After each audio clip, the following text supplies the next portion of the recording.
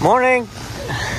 Before you yell at me for having to do roof/torching work in the rain, this wasn't the plan, but we're adapting, and this rain is supposed to die off in the next hour, which is fine because I got to recover 14 pounds of refrigerant from this unit. This is a package unit that dryer is causing like 16 or 18 degrees of temperature drop. We've got a clogged dryer, so we just replaced the fan motor on. So let's start the journey of trekking all the crap up here. So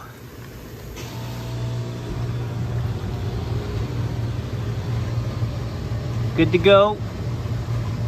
Soaked everything up, put 100 psi on it, rubbed everything. Let me show you how positionally we had to do this. So we pull the fan out. I was able to kneel in there and, you know, just kind of make V of my knees and torch all around the top of that one. The bottom one was trickier. So I basically had to put my head down over there, looking upward at this side, with my knee on the deck there, my left knee up in the air so that I wasn't torching into my body, but my knee was up here.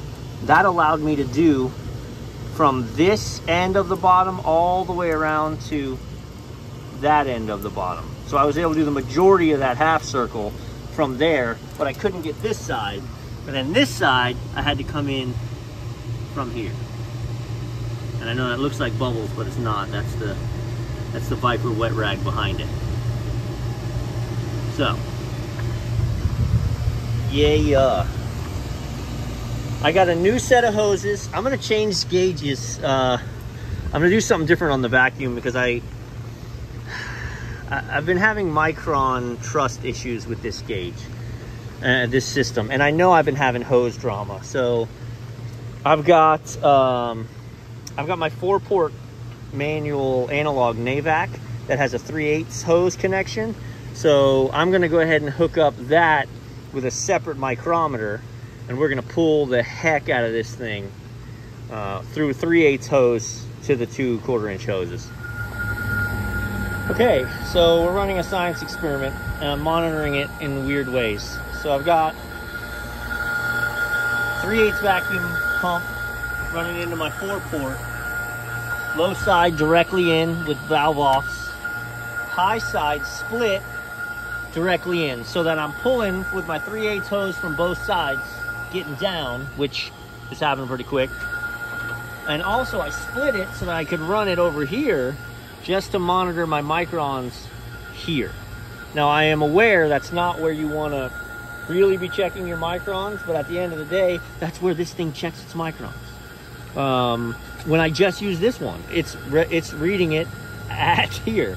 What I am going to be able to do is isolate the high side, and when we're all said and done, just pull from the low side and see what the micron says, because that way it'll be pulling through the low side, the high side. So if I can pull just through the low side and get it down, then we know we're going to be good to go.